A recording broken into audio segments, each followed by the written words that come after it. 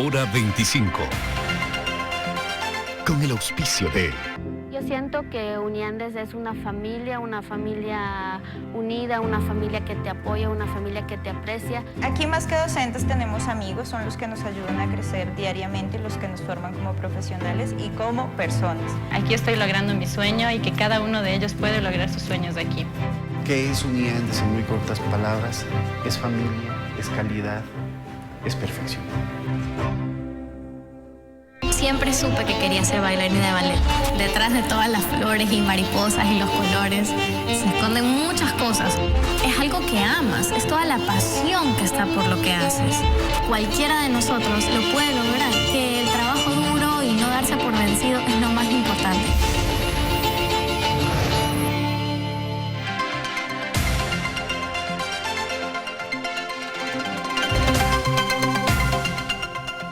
Buenas noches, saludos cordiales, gracias por acompañarnos. Este es el programa Hora 25. Las definiciones del destino de un pueblo o de un estado se expresan en el trabajo diario, en el esfuerzo de cada uno de nosotros. La suma del comportamiento individual construye una determinación nacional.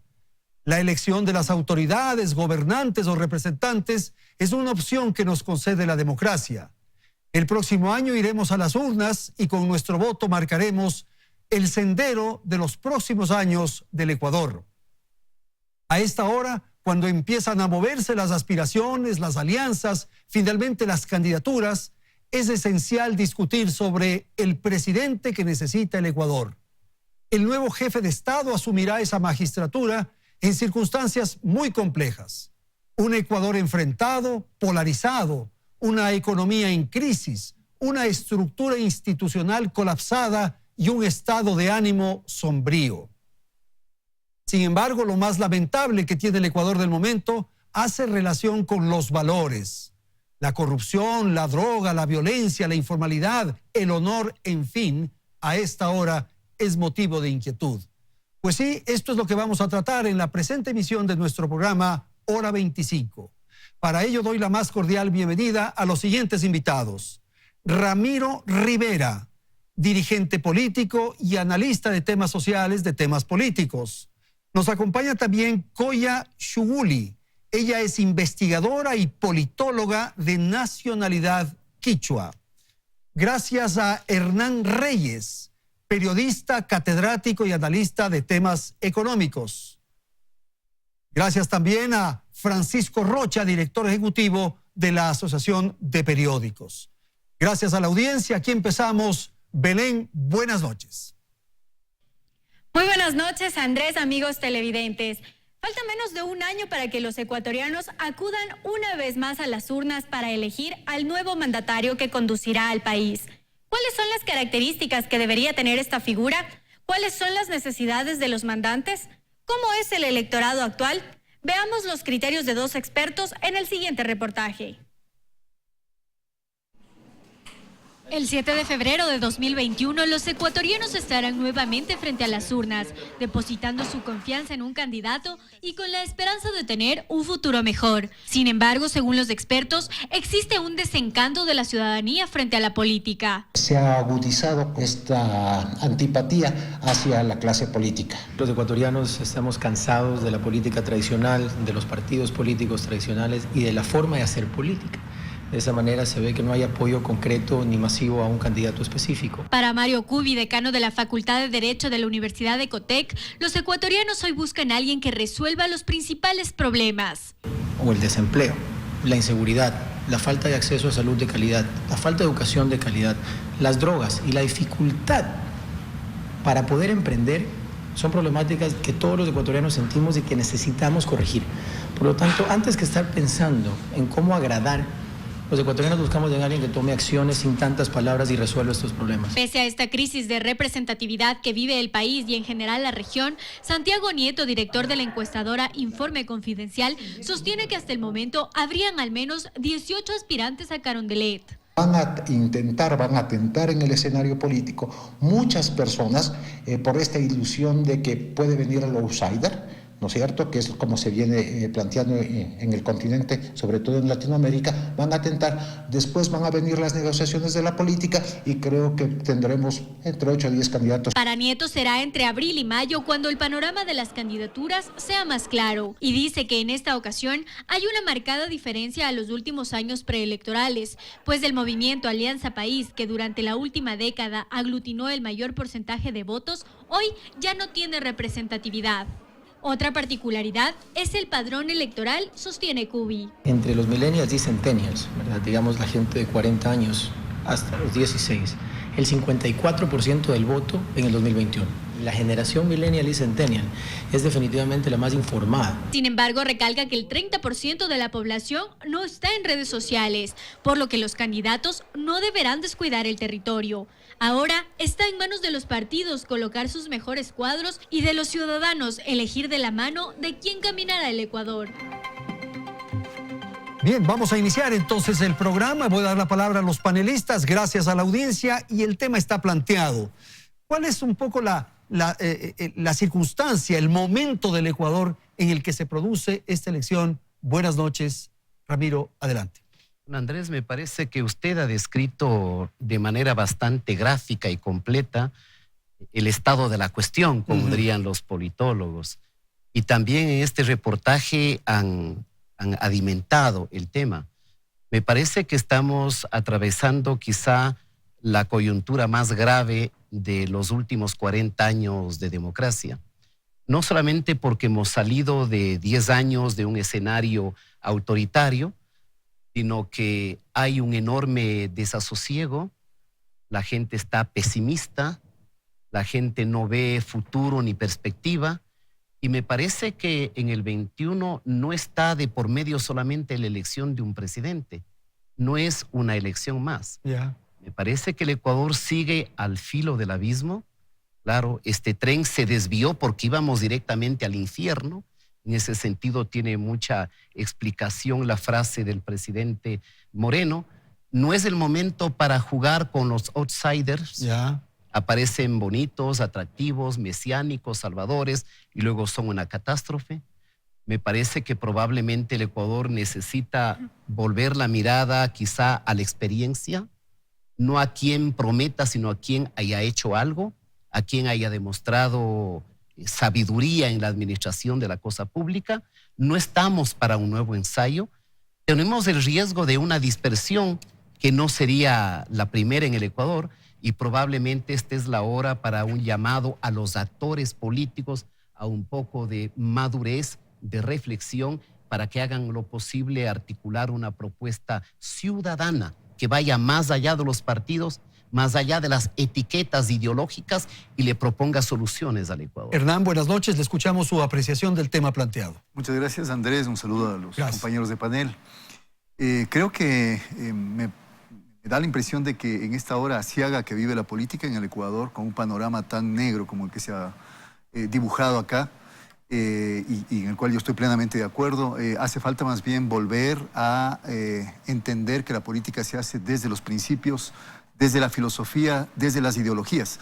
A mí me aterra mucho pensar que hay una enorme cantidad de votantes que van a fijarse en los ofrecimientos quiméricos, en las mentiras muchas veces que los candidatos van a volver a reiterar y a repetir, sin ningún tipo de ubicación, sin ninguna brújula sobre cuál va a ser el plan político del candidato. Y esto tiene una explicación.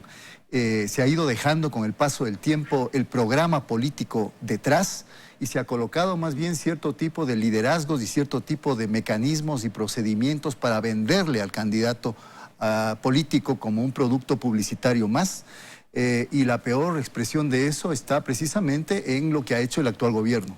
El actual gobierno del presidente Moreno ha dejado absolutamente atrás un programa que él defendió cuando fue candidato en el 2017, una línea política de la cual fue él parte desde el 2007, no únicamente desde el 2013, ni el 15, el 7, Y finalmente esto descompensa y confunde a la gente. La gente dice si ya ni siquiera entre los mismos, digo yo, del movimiento político. Por eso obedece a que no hay partidos, ¿no? No hay partidos, hay además, yo diría, una suerte de mala jugada en la política. Los políticos están jugando mal. Los políticos están prefiriendo tretas politiqueras antes que seriedad política, porque para mí la seriedad política es la coincidencia y la coherencia que hay entre un programa político que tiene, como digo, dogmas, principios, ideología, que de alguna manera es un programa más de centro-izquierda, de centro-derecha, de derecha, porque finalmente todas las posturas tienen derecho a estar presentes en el escenario electoral, pero que el rato de los ratos resulta ser un fiasco, resulta ser un simulacro, y finalmente quienes están en el poder hacen lo que se les viene en gana. Francisco, por favor, buenas noches. Buenas noches, Andrés, buenas noches con todos. Yo diría sí, el diagnóstico está ahí, pero está hace algún tiempo ya. Y las últimas elecciones que fueron producidas con una cooptación de todos los poderes. ¿Las elecciones seccionales? Las últimas y las anteriores. O sea, desde el 2007 tú tienes una cooptación de todos los poderes, incluido el electoral. Entonces, lo que Hernán dice es cierto. Hay que volver a una política de ideas. El día Ortega y Gasset nos decía lo mismo. No sé. Una política de ideas tiene que regresar al país. Y tiene que regresar para que nos planteen que una proyección, una visión de país que estemos dispuestos a respaldarla. Pero no solo vendernos ilusiones, porque sí, las ilusiones, las utopías son buenas, pero si no nos dan respuestas concretas, yo creo que los millennials ahora que utilizan 140 caracteres para comunicarse, en esos 140 caracteres lo que deben buscar es no publicidad ni propaganda, deben buscar respuestas. La democracia está golpeada. Pero el problema son los partidos, pues. Es que no tenemos. Por eso. No tenemos. Hernán nos decía, se rompió un plan de gobierno. Algunos dicen, ventajosamente se rompió ese plan que inició en el 2007. Otros dicen, no, es que si se hubiese mantenido, esto habría conseguido. El señor presidente Moreno, que es producto de estos casi 13 años, ha tomado decisiones que yo las he saludado. Los medios de comunicación hemos reconocido un montón de cosas. Las libertades cuestan a veces más que alguna medida económica. Las libertades no se miden en eso. Entonces, la democracia está por construirse y los jóvenes, yo quiero lanzarles ese reto. Los jóvenes en esta campaña y en este año preelectoral no pueden estar ausentes del debate, no pueden estar ausentes de una propuesta. Ramiro decía la experiencia. Sí, la experiencia, pero también la propuesta y no el renunciamiento a la ideología. Gracias, Francisco. Por favor, Coya, su apreciación de lo que han dicho sus compañeros. Buenas noches. Buenas noches, sí. Concuerdo totalmente. Considero que justamente el espacio que necesitan los jóvenes debe abrirse en estas próximas elecciones. ¿Y a través de qué? A través de la formación política. Creo que no ha habido el trabajo dentro de los partidos y organizaciones sociales y políticas en la formación de nuevos líderes. No existe el espacio para el nuevo liderazgo. ¿Por qué pasa esto? Pasa porque estamos en un estado que se ha mantenido el estado de los diezmos, el estado del nepotismo, el estado de la cuota política. Eso es lo que ha manejado no solamente en este gobierno y en el gobierno de Correa y en los gobiernos anteriores a ello.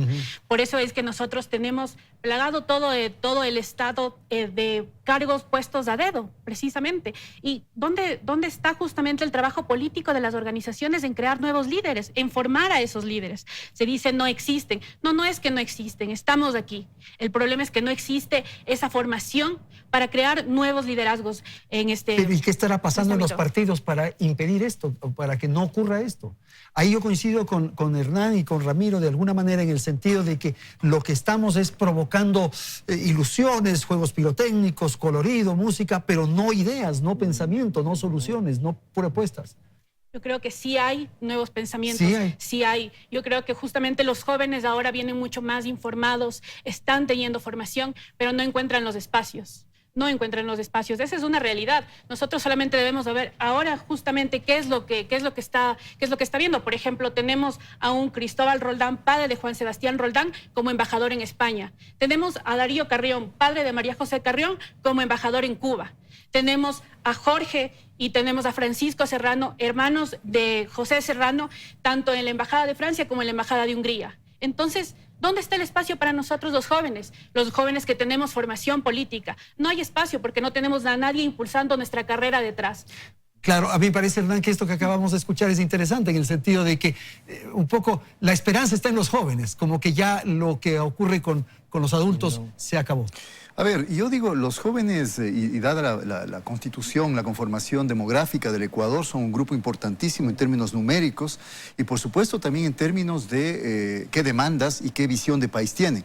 Pero a mí me parece que la política no puede en un momento determinado renovarse de manera drástica y encontrarse la causa de todos los males en una brecha generacional y en el hecho de decir los jóvenes son ahora el futuro del país. Nunca he estado de acuerdo con esa frase.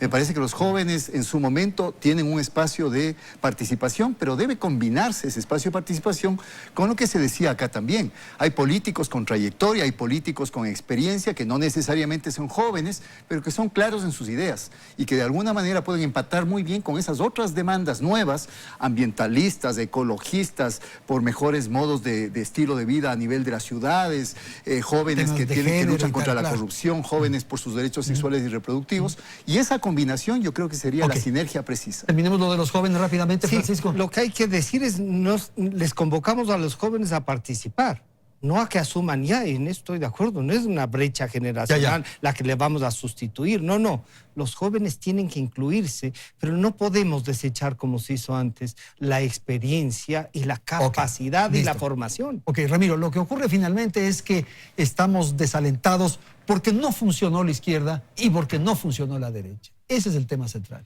Sí, dos matices. Sí. Cuando yo señalo de que no es el momento de la ideología, lo señalo en la perspectiva de que no es el momento del ideologismo. Es decir, de creer que el problema es entre buenos o malos, Occidente y Oriente. Por favor, la Guerra Fría ya pasó. Hay algunos que al parecer no se enteran todavía de que el muro de Berlín ya no existe. Hay otros problemas que son globales, el problema ambiental, el problema del terrorismo, el problema del narcotráfico, el problema de que el planeta se va autodestruyendo con irresponsable Sí, pero hay modelos, pues, Ramiro, hay el tema Estado y hay el tema de apertura. Pero por supuesto, pero ni el neoliberalismo salvaje, que confíe únicamente en la mano invisible del mercado, de Friedman, pero tampoco el modelo del Estado omnipotente, todopoderoso, que tiene que diseñar absolutamente todo, hasta qué es lo que tienen que desayunar los niños en una escuela. Esos dos modelos fracasaron. De tal manera que pedir que en el 2021 haya un reestreno de un modelo que ha fracasado, por Dios, ese es el infierno. Y estuvimos cerca del infierno. Un matiz. El segundo matiz. Yo estoy de acuerdo en que hay que exhortar a la incorporación de los jóvenes. Creo que el Ecuador en este momento tiene una buena porción de jóvenes. Y Coya es un ejemplo. Capaces, inteligentes, formados. Pero muchos tienen los títulos de máster o PhD debajo de la axila y como no tienen parentela en el poder, como no tienen redes clientelares y padrinos, están deambulando. Y eso explica un poco lo que usted, Coya, nos acaba de ilustrar. Entonces, el problema tampoco es generacional. Yo creo que no es generacional, también estoy de acuerdo. En la década oscura hay muchos jóvenes que estuvieron en la danza de la corrupción. Y hay más de un joven que entró a una función pública con promesas de redención y los vimos con optimismo, que fueron un fiasco. Entonces, esto no es un problema ni de género, ni un problema generacional. Este es un problema de valores éticos, como has dicho tú, y un problema de ver que, por Dios, tenemos que buscar una salida para el Ecuador, porque no podemos estar cada 4 años patinando entre que fundamos, refundamos y nos hundimos y nos hundimos. Lo que está en juego en el año 21, a mi juicio, es vital. Y es responsabilidad, con todas las debilidades de los partidos, si es que hay alguno que merezca ser tal, porque no hay un sistema de partidos, de los líderes, si es que son líderes y no caudillos, de que tengan un poco de asistencia, de lucidez, para que sean capaces de ponerse de acuerdo en una media docena de temas en los que sea posible identificarnos con un sentido de pertenencia para rescatar el futuro. Sume a esos que usted ha mencionado a los ciudadanos, a los votantes. Pero por supuesto. Que tenemos que asumir una responsabilidad. Me encanta su idea, Andrés. Creo que es el momento, no sé si la palabra esté desgastada, es el momento de ciudadanizar la política. Es decir, que la política no sea del colorete, del discurso, del grito, de la agresión o de la promesa, sino que sea la presencia de ciudadanos cada vez más activos en el destino del Ecuador, articulando una propuesta. Coya, sobre esto último, por favor, la participación de los ciudadanos. Nosotros finalmente somos los responsables de quien nos esté gobernando. Totalmente. Nosotros tenemos una responsabilidad, igual una formación que debemos tener cuando ejercemos nuestro derecho al voto. ¿Cómo lo podemos hacer? Investigando justamente los candidatos, viendo quiénes son los que se presentan, por qué medios, qué han hecho, qué mérito tienen, qué formación tienen. Y eso es un trabajo de nosotros, que no podemos culpar a alguien más por las decisiones que nosotros tomamos. Si nosotros escogemos en la papeleta al más conocido o alguien que no tiene una formación, simplemente porque nos parece una cara popular, entonces obviamente tendremos los mandatarios que tenemos. Y creo que esto se ve también en todo ámbito, en todos los partidos políticos, en todos los movimientos, que no existe este interés por buscar personas de formación política. Justamente ahorita, en el más claro ejemplo, lo veo con la Academia Diplomática, que ahorita está buscando a los nuevos diplomáticos del país. Se ha hecho justamente la intención y se decía que va a ser manejado por una empresa externa, todo el movimiento, para no repetir los mismos errores del pasado. Y no ha sido así. Las pruebas que se tomaron psicométricas para la Academia Diplomática fueron exactamente las mismas que de la época de Correa. Las personas que se presentaron para las pruebas de la Academia Diplomática eran personas recicladas que habían salido del CENESIR, que habían salido de otros ministerios y que no tenían formación ni en relaciones internacionales, ni en ciencia política, ni en derecho internacional, y sin embargo estaban ahí. ¿Por qué? Porque tenían los bancos de preguntas, las respuestas, todo que se repetía exactamente igual para este proceso nuevo, y esa es la nueva Academia Diplomática, los nuevos diplomáticos que ahora se van a presentar. Entonces, si se sigue manejando del mismo modo, no van a entrar personas de formación, y ese es un trabajo de las organizaciones sociales y políticas que deben llevar la formación política a los barrios, a las comunidades, a las escuelas, a los colegios. Se debe hacer campo, se debe trabajar en política. La política no solamente se hace desde las redes sociales, desde un tuit popular, desde las cámaras, se hace yendo y hablando con las personas, porque no todo el mundo está en redes sociales. Gracias, Coya. Con Francisco terminamos. Y tal vez incorporando esto que acabamos de escuchar con la otra apreciación de Ramiro, en el sentido de que cada año lo que hacemos es patinar, estamos en ese fango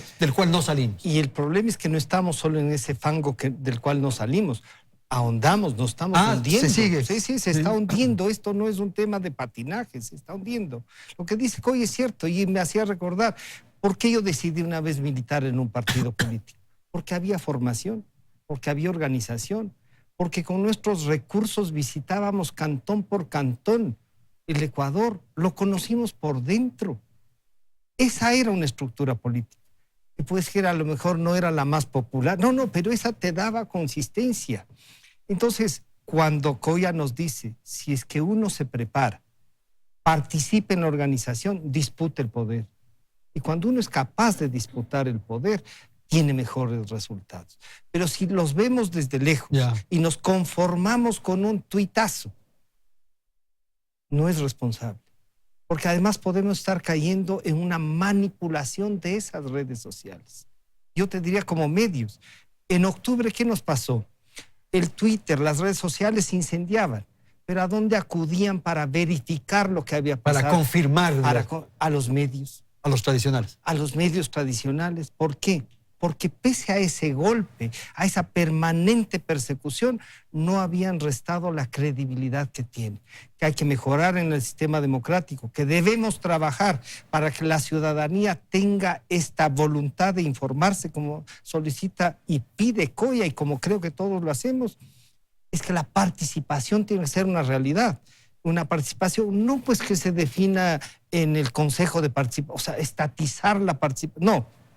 Hay que ciudadanizarla, hay que llevarla a cada barrio, a cada escuela y a cada colegio, para que con la cultura no nos tomen el pelo. Ok, tengo que ir a la publicidad, enseguida retornamos para la segunda parte del programa y vamos a analizar lo que ocurre con las candidaturas, con los nombres, con las opciones que aparecen a esta hora. En un instante, hora 25.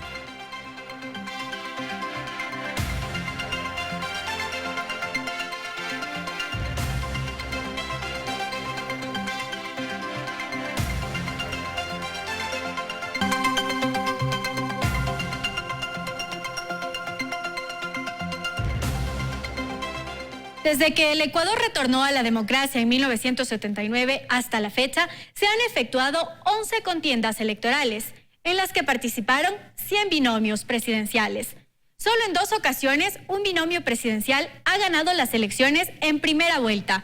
Fue en 2009 cuando Rafael Correa y Lenín Moreno lograron el 55,2% de los votos. Y luego en 2013, cuando el mismo Correa, pero en esta ocasión junto a Jorge Glass, alcanzaron el 57,2%. Mientras que el mandatario que ha obtenido el mayor porcentaje de votos en segunda vuelta es Jaime Roldós, que logró el 68,5%. Otra curiosidad, Rodrigo Borja y Álvaro Noboa se convirtieron en los candidatos que más veces buscaron llegar al Palacio de Carondelet. Los dos se inscribieron en 5 elecciones. La diferencia es que Borja ganó en una ocasión y Noboa en ninguna. Además, se ha registrado un cambio en el número de candidatos al sillón presidencial. En 2002, por ejemplo, hubo 11 aspirantes. En 2006, la cifra creció a 13, mientras que en 2009, 2013 y 2017 se ha mantenido en 8 candidatos. Gracias, Belén. Presentamos entonces la segunda parte del programa. Voy a dar la palabra a Hernán Reyes. De alguna manera comienza ya a expresarse ciertas posiciones. Entonces, yo veo que en la derecha, Hernán, ya surgen candidatos y de hecho hay ya nombres casi ya definidos. En el centro vacío y en la izquierda no sé qué pasa. Te escuchamos. Bueno, primero habría que decir que quizá hay 3 tipos de fuentes de origen de los candidatos. Una son partidos políticos con todas las deficiencias, fallas y de alguna manera quizá fortalezas que puedan tener diferenciadamente. Otros son lo que yo he dado en llamar empresas electoreras, es decir, son organizaciones normalmente dirigidas por un líder como su propia empresa. Hay casos muy claros aquí, creo que el partido de Álvaro Noboa dio muestras expresas de eso. Y hay outsiders, de alguna manera, que tienen 2 orígenes distintos. Unos, efectivamente, son producto de un cierto consenso entre grupos sociales y organizaciones que les proponen. Y otros son los outsiders, se autoproponen y finalmente después tratan de conseguir adhesiones. Desde ese punto de vista, la derecha efectivamente ha estado presente en el escenario electoral las últimas elecciones, ha estado muy cerca de conseguir el poder. Lazo estuvo... Y ahora la derecha está muy activa, digamos. Ahora tiene... la derecha maneja campaña permanente. ¿Por qué digo campaña permanente? Porque mucho, y aquí tal vez una diferencia con lo que mencionaba Francisco, mucho del discurso permanente que muchos medios de comunicación manejan con respecto a la economía, con respecto a la política, con respecto a la democracia, con respecto a qué le conviene al país, es un discurso de centro-derecha.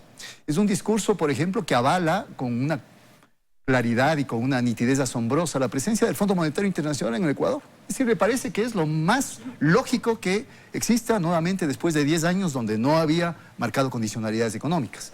Y desde ese punto de vista me parece que obviamente Nebot, que es un político de profesión, como podría decir Max Weber, no es nada, ningún insulto, es un político profesional, ha estado ya presente no solamente a nivel de gobiernos locales, sino siempre queriendo ser presidente del Ecuador. Yo creo que Nebot va a ser candidato, es un candidato fuerte, es un candidato que podría efectivamente esta vez conseguir lo que ha anhelado durante tantos años.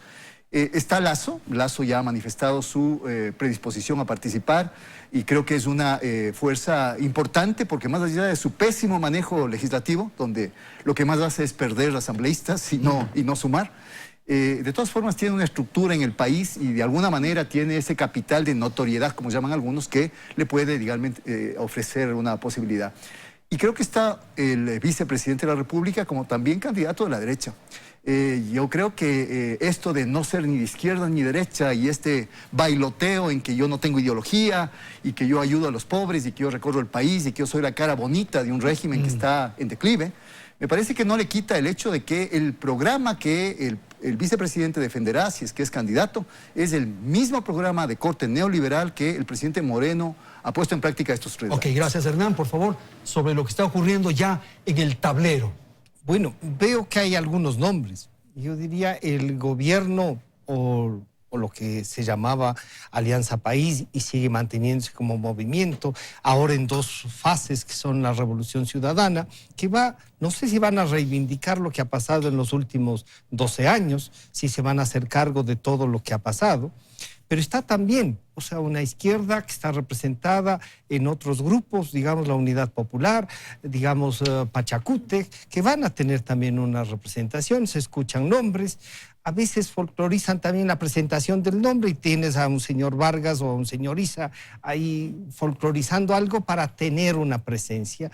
Y eso la ciudadanía comienza ya a separar, a decir esto es globos de ensayo y esto no.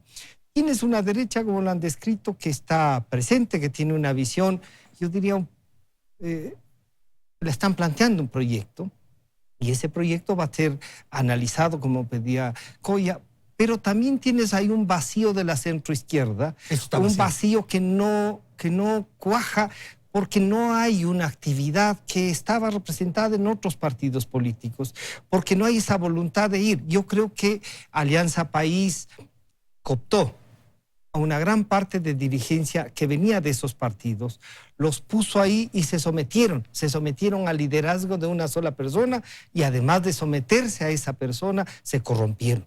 Y corruptos ahí, entonces esa dificultad de esos liderazgos va a tener que ser trabajada por los dos sectores.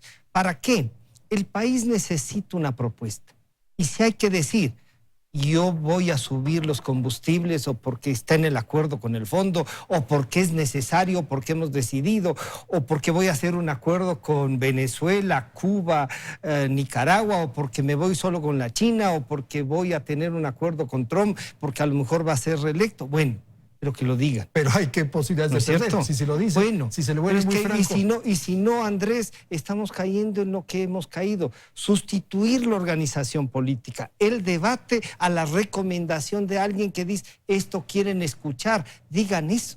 Ramiro, por favor, con un elemento que pongo también, y es el hecho de que, de alguna manera, las circunstancias que está viviendo el país puede conducir al surgimiento de un Salvador, de un Mesías, de aquello que hemos visto en el pasado. Y eso se produjo en las elecciones seccionales últimas. Me parece que en el caso de Quito, por ejemplo, el aparecimiento del actual alcalde está dentro de esto, de la especie de outsider. Sí y no, porque Andrés, en el mismo hilo de su reflexión, si 4 o 5 candidatos a la alcaldía que estaban más o menos en el campo del centro democrático se habrían unido, no ganaba Yunda. Claro. Segundo ejemplo, Bolivia. En Bolivia está primero el candidato del señor Evo Morales con 32 o 33, pero los dos siguientes separados superan el 40. Entonces, eso sí podría suceder en el Ecuador en el 2021.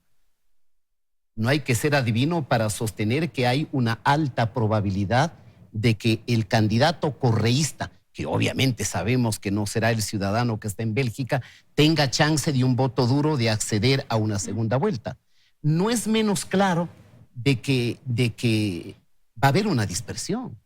Tenemos 22 partidos y movimientos nacionales, 283 organizaciones políticas, 50 en camino. Es que este es el manicomio. Sí, absolutamente. No tiene sentido. Ahora cualquiera pues entra a una función, a más de utilizar los recursos del Estado y de robar, por ejemplo en Elías, deja su partido. De momento hasta los 2 hermanos del señor presidente, con todo respeto, tienen 2 partidos. El esposo de doña Pamela Martínez tiene un movimiento nacional. El señor que está en la cárcel, que prometía cortar los brazos a los corruptos, lo primerito que hizo es delinquir y está preso. Entonces, lamentablemente, el sistema político está absolutamente debilitado. No solamente por la sobredimensión de la personalización de la política, por las empresas electorales que ha dicho Hernán y por la falta de formación que ha dicho Francisco Rocha. Entonces, a mí me parece que no creo que haya espacio para un outsider. No hay espacio. No. ¿El vicepresidente podría ser este momento considerado un outsider? Digamos que sí, pero tiene limitaciones. Porque en el mejor de los casos sería el candidato de un gobierno de transición extremadamente débil. Creo que él puede tener futuro. No creo que tenga presente. porque la situación está muy mala. O sea, entonces, el ser candidato de un gobierno tan débil. Pero por supuesto, claro, hay que ver la historia. ¿Y por qué en el caso del correísmo ganaron las elecciones? Oiga, porque el Estado era Estado propaganda, pues. Porque tenían millones para colorear el país. ¿O nos estamos olvidando de los sobornos? Pero usted piensa en el candidato de la experiencia y casi hay uno que tiene experiencia en eso. Yo creo, sí. Y en esto, más o menos coincidiendo con Hernán, pero poniéndole un matiz desde la perspectiva del análisis, a mí me parece que Jaime Nebot está condenado a ser candidato a la presidencia. Hernán, rápido. Yo no veo otra opción más fuerte. Un contrapunto ahí rapidito viable. y te doy la palabra. Y está condenado a perder nuevamente. Ahí está. Me parece que está condenado a perder Jaime Nebot por dos situaciones básicamente. Primero, porque yo creo que hay un gran bluff, o sea, hay un gran simulacro de lo que es el modelo exitoso en Guayaquil. No por el hecho de que se gane con votos y haya una perpetuidad casi de las alcaldías social cristianas en Guayaquil, quiere decir que la situación de la mayoría de guayaquileños está bien. La ciudad de Guayaquil es una ciudad muy complicada donde hay muchísimos niveles de desigualdad y de pobreza que no aparecen porque efectivamente hay un candado simbólico alrededor de las alcaldías social cristianas y eso hace que se haya mantenido tanto tiempo Febres Cordero primero, después Nebot y ahora Cintia Viteri. Y segunda cosa, porque me parece que Jaime Nebot representa el pasado. Me parece que Jaime Nebot, por más que haya intentado edulcorar su programa político, por más que haya intentado separarse de una posición de centro-derecha, a mí me parece que Jaime Nebot podría tener más éxito si dice realmente quién es. Pero Jaime Nebot ha ido cada vez desplazándose más. Yo he escuchado en el discurso de Jaime Nebot hasta la palabra revolución, he escuchado la palabra cambio, transformación radical, he escuchado un montón de cosas que, por supuesto, vienen a sus oídos desde los asesores de marketing político que le dice trate de ocupar un lugar en el centro izquierda. Y Nebot no tiene entrada en la sierra. Todas las encuestas muestran que en Quito, en Cuenca, a excepción de algunas provincias centrales de la sierra, el social cristianismo en general y fundamentalmente Jaime Nebot no tiene ningún avance, sino más bien retroceso. Gracias, Hernán, por favor. Claro, yo quisiera hablar de las posibilidades del movimiento indígena. A ver. Precisamente, dependiendo de la encuesta en la que estemos siguiendo, por ejemplo, en este caso Clima Social le da un 32% a ISA. Otras encuestadoras le dan un 8, un 10, un 11% entre ISA, Vargas. También está hablando de Yacu Pérez Huartamel, que también se está considerando dentro del movimiento. Pero considero que es un momento en capitalizar lo que pasó en octubre. El país es antes y después de octubre, a mi modo de ver, en este momento político. ¿Y qué es lo que pasa con ello? Creo que el movimiento indígena tiene que tomar a un candidato idóneo. Y a mi modo de ver, Vargas no es idóneo. Ha tenido una serie de expresiones equívocas que demuestran su falta de experiencia. Tiene experiencia dentro de los pueblos y nacionalidades indígenas, pero nosotros necesitamos un candidato que sea adecuado para todo el país plurinacional, que tenga una idea, que tenga una formación, experiencia, que sea cauto, que sea preciso. Y eso no es, lamentablemente, Jaime Vargas. Pero sí existen otras personas dentro del movimiento indígena que podrían estar haciendo este papel. Y creo que dentro del movimiento indígena, como ha dicho Marlon Santi, ahorita todavía no se ha tomado una decisión. Apenas en abril se va a tomar una decisión de cuál será nuestro candidato. Y yo considero dentro de ello que debemos ver y revisar nombres, tal vez de gente con experiencia, como por ejemplo Blanca Chancoso, que ha sido una líder increíble e histórica del movimiento indígena. Otras personas que tal vez no están en permanente campaña, como Nina Pacari, pero que también han tenido un papel fundamental.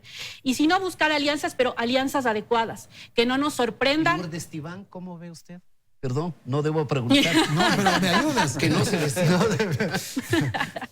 Sí, bueno, yo considero sinceramente que existen mejores opciones para el movimiento indígena. Sin embargo, sí considero que hay muchas lideresas dentro del movimiento que han hecho un gran trabajo, pero considero que hay todavía tiempo para escoger un buen candidato y que no nos sorprendan las alianzas, porque dentro y aunque muy a pesar de muchos de los líderes indígenas, dentro de las bases del movimiento indígena existen líderes correístas. Así que no nos sorprenda que la alianza sea con el correísmo. Y ha habido muchas expresiones de los líderes que no quieren ver esto, pero seamos reales, seamos sinceros. Yo que estuve participando en el Parlamento de los Pueblos de los Pueblos y Organizaciones Sociales, se veía a muchos líderes correístas que trataban de meter su agenda dentro de la propuesta que se presentó. Entonces es muy probable que dentro de esa alianza podamos ver una alianza con el correísmo, sería detestable. Francisco ha puesto ya entonces otro Sí, elemento. bueno, ese es un elemento que hay que tomar en cuenta. Es verdad, no coincidiría con que octubre divide al país, antes de octubre y después de octubre. Octubre es también una representación, yo diría, de lo que había pasado 10 años antes, o sea, el destape. Y fue una cosa muy violenta, organizada, que es una respuesta. El correísmo va a buscar, y que hay líderes históricos incluso que están con el correísmo, es cierto, si estaban en el gobierno. Eran ministros de Estado, eran secretarios de esto, directores de esto. Entonces, no, y está bien, tienen el absoluto derecho de estar. Que vayan a tener un candidato con esa alianza, o sea, lo que Coya nos dice es, aquí hay una división. Ya. Entonces, dividido el movimiento que ha gobernado estos últimos 13 años, unos irán con la 35 si es que se anima el vicepresidente o proponen un candidato, van a tener una asamblea ya mismo a finales de mes, me parece. La Revolución Ciudadana, he visto, han tomado como 18 nombres para ver quiénes podrían, incluida lo que hemos estado criticando, la hermana del expresidente y otros parientes, diríamos de ahí. Pero, ¿qué se visualiza? Ves un Jaime Nebot que ha dicho el día jueves en el lanzamiento del libro, ha dicho que tomará una decisión en marzo. Hernán dice, va a ser. Y cuando Hernán y Ramírez dicen, va a ser, entonces parecería que es el candidato con mayor opciones de ese sector. Es el más consolidado, se ha reconocido la experiencia, con críticas o no. El otro pasado, que son estos últimos 13 años, van a proponer a alguien que haya sido ministro, que haya sido asambleísta. Ese es el otro pasado. ¿El futuro qué es? Yo creo que ahí sí vamos a coincidir. El futuro es algo que nos plantee claramente alguien, no importa cualquiera de los dos, pero que nos diga hacia dónde va, que no nos mientan, que nos presenten un plan de... si no es el momento de ideologizar la política, es el momento de recuperar el principio ideológico para plantear un programa de gobierno. Listo, señor. Vamos a hacer una pausa y volvemos en un instante.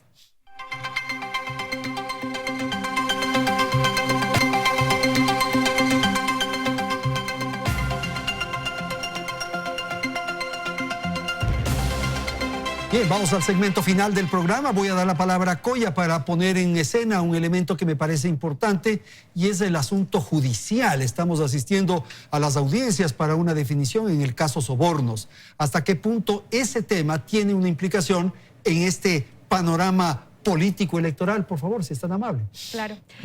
Bueno, yo considero que a nosotros nos hace falta memoria, ¿no? Nos hace falta memoria para ver cómo ha sido manejado el país estos años y justamente el caso Sobornos lo demuestra. Es tan claro y sin embargo ahora la Corte se toma un mes de receso para tomar una decisión, para seguir con el proceso.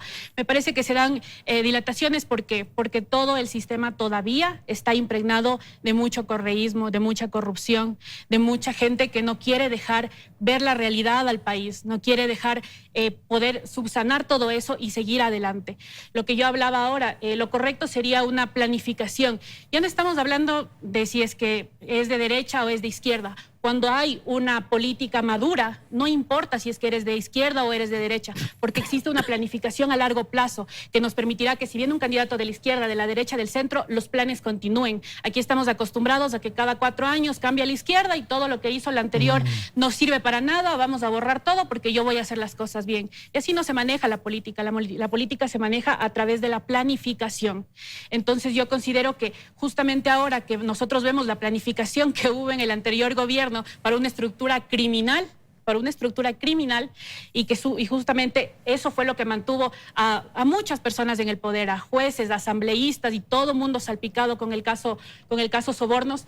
Debemos salirnos de eso y poder dar bríos a una nueva política en el país. Perfecto, Hernán, sobre esto que he planteado, ¿cuánto puede influir el tema judicial, el tema Sobornos en estas definiciones? De hecho está influyendo. Yo también creo que es un problema estructural en el caso ecuatoriano, la incapacidad que ha tenido la justicia para hacer su tarea bien hecha. No es de ahora. Nosotros debemos acordarnos, gobierno de Febres Cordero, ¿qué pasó? Nosotros debemos acordarnos. Creo que el gobierno del presidente Rodrigo Borja fue el más decente en términos de justiciabilidad en este país, pero el resto de gobiernos, todos, han querido y han tenido injerencia en los tribunales de justicia. Hay un elemento preocupante. Creo que en la democracia liberal, de corte más liberal, todos tienen que tener oportunidad de participar en las elecciones. Es un elemento fundamental. Acá, lamentablemente, desde un proceso que viene efectivamente desde el gobierno anterior y que este gobierno lo profundizó, que es el de la polarización, se ha dado un fenómeno gravísimo que se está dando en otros países de América Latina. Se le llama el fenómeno de la lawfare, es decir, la utilización indebida de la justicia para perseguir adversarios y enemigos políticos. Y eso se está haciendo con el correísmo, lamentablemente. Y es, por el otro lado, uno ve también la incapacidad que tienen ciertas instancias, estoy pensando en la Fiscalía. Ahora, el caso Sobornos, que mencionó Coya hace poquito, yo he seguido muy de cerca la información que es posible de ser difundida sobre el caso Sobornos. De lo que veo ahí, hay una incapacidad mayúscula de parte de la Fiscalía para poder probar delitos. El ofrecimiento que ha hecho el gobierno del presidente Moreno de luchar contra la corrupción y mostrar que hubo toda una empresa criminal, hasta ahora no se ha mostrado. La Fiscalía es incapaz de mostrar los delitos y echa mano inclusive de periodistas que en este caso han sido llamados, y eso me llama la atención, por ejemplo, Cristian Zurita, ha sido llamados como testigos y que en un momento determinado le aportan los mayores elementos de juicio a favor de la Fiscalía. Porque los peritos propios de la Fiscalía y los abogados de la Fiscalía no son capaces de mostrar. ¿Para qué todo esto? Está claro, todo el mundo sabe que más allá de la opinión que uno pueda tener sobre el gobierno anterior, que veo que las opiniones acá son bastante nítidas, pero más allá de la opinión que uno tenga, es evidente que la intención y el interés que hay detrás del caso Sobornos fundamentalmente es evitar que participe Correa en las elecciones. ¿Por qué? Bueno, yo coloco por un lado las encuestas. ¿Qué pasa? Las encuestas que corren las encuestadoras con Correa y sin Correa. Cuando está Correa, Correa está primero. ¿Por qué votaría usted? Varias encuestadoras, dos que he visto. Cuando se le quita a Correa, el correísmo está tercero, cuarto. El correísmo tiene un voto duro y hay algunos analistas que a ratos pretenden ver lo que no hay. Es un voto duro de 20% y desde ese punto de vista, ojo, utilizar la justicia para bloquear y poner un candado que una determinada fuerza social no participe puede ser hasta contraproducente. Ramiro, por favor. Yo tengo que discrepar con Hernán, porque esta expresión es un poco poner el sello de legitimidad a lo que Correa está diciendo. La famosa lawfare, es decir, la noticia falsa. Entonces la prensa, la corrupta, esto es una mentira. No es la fake news. La justicia sí, de acuerdo. Lawfare. Sí, la justicia está manipulada. Oiga, por Dios, tuvimos la peor justicia de la historia republicana. Es que no todo ha sido malo en el Ecuador. Hay cortes supremas de justicia donde había que rendir seriedad y culto a personajes honestos. La última corte fue manipulada por el señor Yalc en la consulta plebiscitaria donde el propio Correa dijo voy a meter la mano en la justicia y que la metió la mano en muchas otras cosas más. De una pobreza tremenda. Era Pamela Martínez la que cernía los nombres, por Dios. Y eso de que estén haciendo el trámite o este proceso jurídico y judicial para impedir que Correa no puede ser candidato. Hubo una consulta plebiscitaria porque de manera mañosa quiso establecer la reelección perpetua. Por favor, entendamos eso. Otra cosa es que el correísmo, durante 10 años de dispendio, de robo y de regalos, en un país que premia el clientelismo político, tiene mucha clientela. Esa es la verdad. Esa es la verdad. Pero no creo que este proceso judicial sea para impedir, porque con eso lo que estamos haciendo es victimizando al más grande de los bandidos. O sea, por favor, eso un poco da cuenta de lo que usted dijo en la introducción del programa. Los valores se han invertido tanto que el que roba es la víctima, el bueno, y los otros son los malvados, los villanos, en una especie de historieta negativa. Yo quiero tomar algo de Coya que me llama la atención desde lo positivo. Y ahí tiene usted una voz desde la juventud serena y objetiva. No podemos estar borrando, creando y refundando este país cada 4 años. Como que atávicamente todo vemos mal. Nadie sirve. Guayaquil es malo porque ha tenido 3 alcaldes de un mismo partido político. Por favor, la estabilidad, la continuidad de políticas de Estado también es benéfica. Y en este caso yo creo que el Ecuador en el 2021, me parece que luego del infierno de 10 años de la izquierda correísta, va a haber la mirada hacia un centro derecha con experiencia, con ejemplo, con sensatez. A ver, ahí encuentro dos posiciones que son, yo diría, que son las que se van a enfrentar. Estas son. Pero cuando Hernán dice que este es un proceso para evitar que Correa, es que eso es lo que no queremos. Que los partidos, los movimientos sean de. Una cosa es con el nombre del uno, otra es con...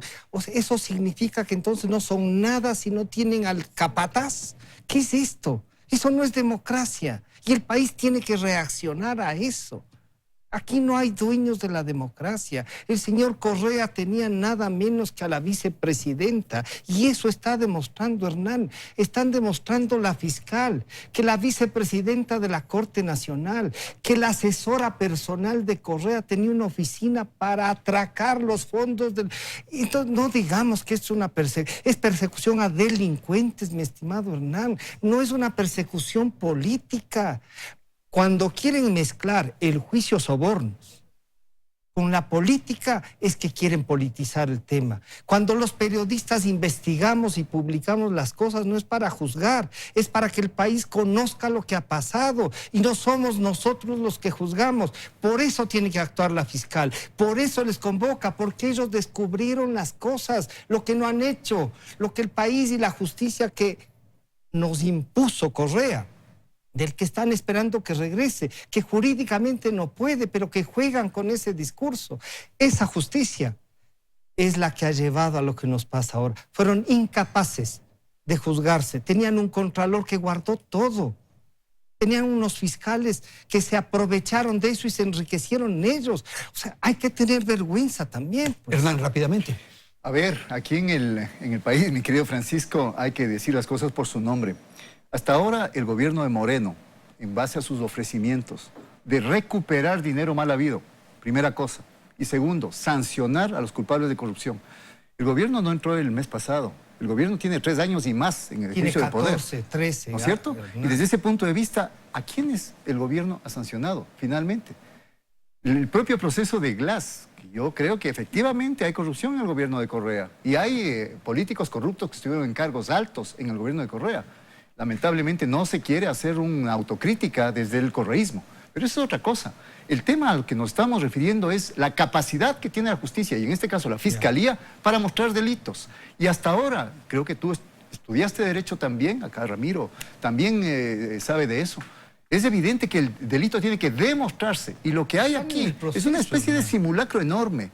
Y a mí me parece que la incapacidad de la Fiscalía, vuelvo a repetir, está marcada por lo que se difunde sobre el caso. La última noticia, no tiene 150 testigos, 150 pruebas, perdón. Dice que no, que ni los testigos, ni las pruebas, que se limita simplemente... Ya no es suficiente. ¿Por qué? Que es suficiente. Porque se le cae. Ya no es necesario. Entonces, más allá de poner... Si tú has acá, presentado 80 Ramiro, pruebas, más allá de ponerse acá a defender o no, lo que estábamos hablando es si la justicia ahora está maniatada o no está maniatada. Yo particularmente creo que ese cruce que tú dices, Francisco, entre la justicia y la política, más allá del caso Correa, está dado. Y desde ese punto de vista, mientras no nos liberemos de ese cruce, el tribunal, por ejemplo, el Consejo Nacional Electoral, también está viviendo en su entorno, en su seno, precisamente estas diferencias entre la participación de fuerzas políticas, y se sabe, ¿no? Hay una tendencia que más está ligada al socialcristianismo con alianza, y hay otra tendencia que está ligada a Creo con alianzas. Y por eso están matando entre los conservadores. Era peor antes, y desde ese punto 5 lacayos de Correa. No, pero más allá de lo de antes. Nos estamos refiriendo, y la pregunta fue ¿a qué pasa ahora en el país? Y esto, créanme, va a manchar las elecciones próximas. Y eso es lo grave. Porque la gente no tiene credibilidad de que van a haber elecciones que todo lo que hemos hablado esta noche no tenga mayor trascendencia, porque quien resuelve es quien cuenta los votos. Y eso es lo que tenemos que tener, un tribunal que nos dé garantías. Vamos a terminar. 30 segundos cada uno, lo hacemos rápidamente, Francisco, y hacemos la ronda final.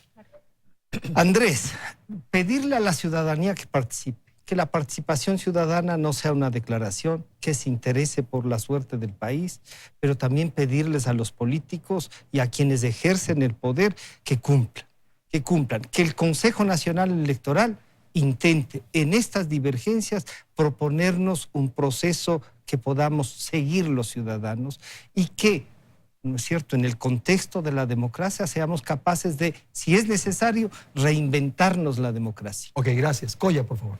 Por supuesto. No quiero irme sin hablar acerca del cambio que hubo del método de Hunt al método de Webster. Yo creo que esto nos da un espacio a las minorías para poder acceder a una plena participación.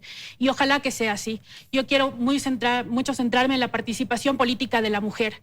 Desde el 2014 al 2019 hemos solamente subido menos del 1% en participación política de la mujer. Hemos pasado de 16 alcaldesas a 18, de 2 prefectas a 4. ¿Dónde está la verdadera participación de las minorías? Ojalá que estas sean las elecciones que nos permitan a todos tener una plena participación y un puesto en las decisiones del país. Muchísimas gracias, Coya. Ramiro, si está amable. Bueno, dos pedidos, comedidos y respetuosos. El primero a los 5 señores miembros del Consejo Nacional Electoral. Por Dios, pónganse de acuerdo, para que al menos el proceso electoral no sea sembrado de dudas, de ilegitimidad que descompone más esta enorme fragilidad. Pónganse de acuerdo al menos en eso. Y luego, a los actores políticos, hagan lo posible para conversar.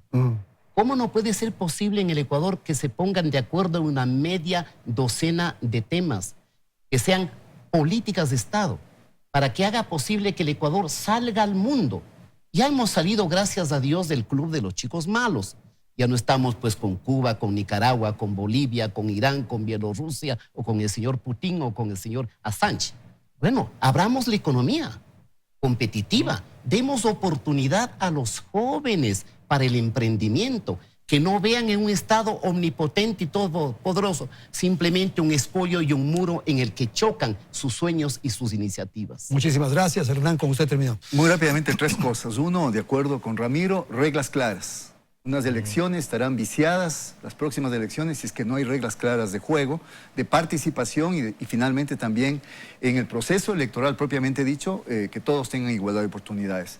Segunda cosa, no a los caudillismos. A mí me parece que los caudillismos de derecha, de extrema derecha, de centro izquierda, de izquierda, etcétera, no deben ser bienvenidos en estas próximas elecciones. Creo que el país ha vivido durante décadas demasiado sometido y ha vivido los efectos negativos de los caudillismos. ¿Eso qué implica? Implica la necesidad de que la ciudadanía y de que los medios de comunicación cumplan cada uno con su responsabilidad. ¿Responsabilidad de qué? De fijarse en lo que son los temas fundamentales de los programas políticos. Si es que no se logra una pedagogía ciudadana a partir de los programas, a partir de las ideas centrales, a partir del modelo de gobierno, a partir del modelo de economía, yo creo que vamos a seguir cayendo en darle el voto a cualquier improvisado o dar el voto a alguien que finalmente después se quita la careta y muestra quién realmente es en el poder. Muchísimas gracias entonces a nuestros invitados, Ramiro Rivera, Coya Yuguli, gracias también a Francisco Rocha y a Hernán Reyes. Gracias a la audiencia, felicidades, hasta la próxima semana.